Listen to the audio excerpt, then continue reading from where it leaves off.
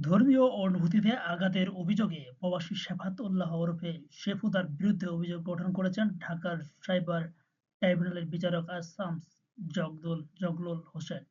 ফলে বুধবার 19 জানুয়ারি থেকে মামলাটি আনুষ্ঠানিকভাবে বিচার শুরু হলো। প্রশ্ন হলো, কে শেফাতুল্লাহ ওরফে শেফুদা? তার লাইভে হাজার হাজার মানুষ হুমড়ি খেয়ে কি বা শোনে।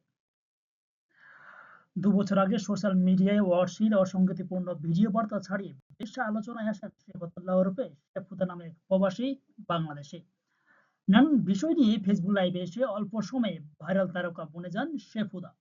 বিকৃত পোশাক, হাতে মদের গ্লাস, মুখে গালিগান নিয়ে অকথ্য ভাষায় তিনি বাংলাদেশের মানুষকে আক্রমণ করতে থাকেন।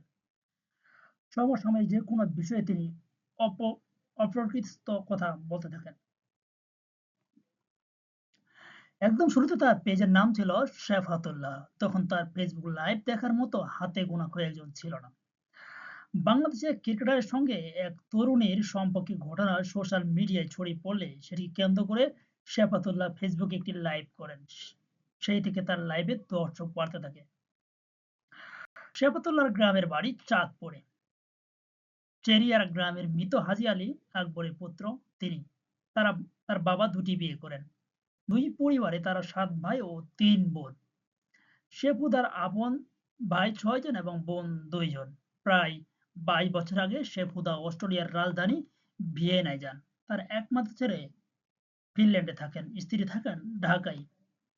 শেফুদার বড় ভাই চাঁদপুরের শাহরাস্তি উপজেলা আওয়ামী লীগের সাবেক সভাপতি শামসুল আলম মজুমদার বলেন, শেফাতুল্লাহ আমার ছোট ভাই। সে ছাত্র জীবন থেকেই মেধাবী ছিল। ছাত্র জীবনেও সে ছিল উচ্ছৃঙ্খল। সে জাহাঙ্গীরনগর বিশ্ববিদ্যালয়ে পড়ালেখা করেছে। এরপর জাতিসংঘের শ্রম সংস্থায় ILO চাকরি করেছে। পরে কিভাবে যেন অস্ট্রেলিয়া চলে গেছে। এরপর থেকে তার সঙ্গে আমার কোনো সম্পর্ক নেই। সেখানেও সে উচ্ছৃঙ্খলতা করছে। তার স্ত্রী ঢাকায় থাকেন। বর্তমানে অস্ট্রেলিয়া প্রবাসী এবং বাংলাদেশী এমন আচরণে অনেকটা বিব্রতকর পরিস্থিতিতে তার পরিবার। আমাদের প্রতিনিধিরা দেওয়া তথ্য মতে গ্রামের বাড়িতে ৩০% জমি আছে সামাজিক যোগাযোগ মাধ্যমে আলোচিত শেফাতুল্লাহ ওরফে শেফুদার। সেই জমিতে লাগানো হয়েছে গাছ। এর বাইরে আছে পৈতৃক ভিটা, সেখানে ঘর বাড়ি থাকলেও দেশে না থাকা তার নিজের কোনো ঘর নেই।